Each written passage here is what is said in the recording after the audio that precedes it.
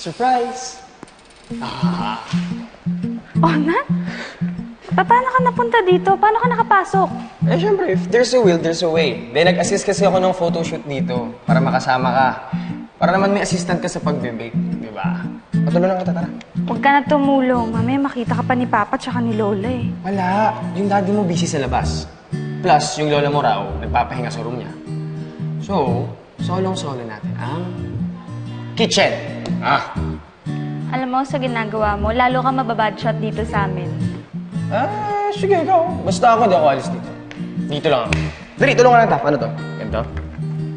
Ang kulit. Ako na. Nalagay ako ng gaw-gaw. Wag!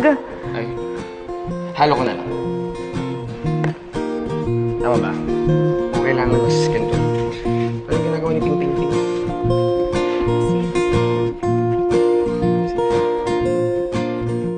Oh, natulungan mo na ako. Pwede ka na umalis. Paalis agad? Eh, paano tayo magkakabalikan yan?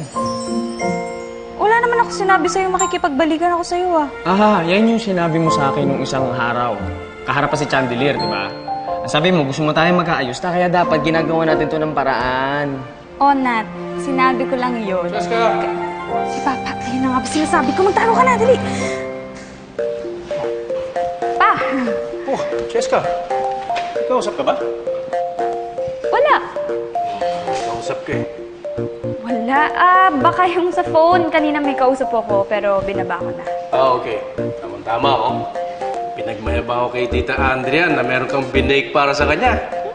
Thank you, Cheska. Ito na yun. Nakabala ka pa. Ito na ba yun? Ito na yun. Oo, gusto niyo tikman. Teka. Ayan. Ito natin. Pwede na ba, ha? Okay ka lang? Apo, sorry. Okay, ha? Wow. Sarap. Okay? Ah. Wow.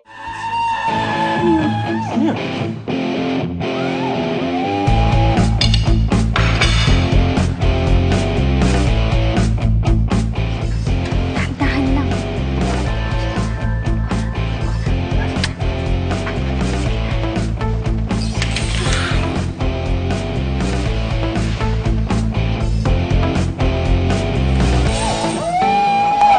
Ano nangyari dito? Ano nangyari? Ang favorite painting ko nawawala!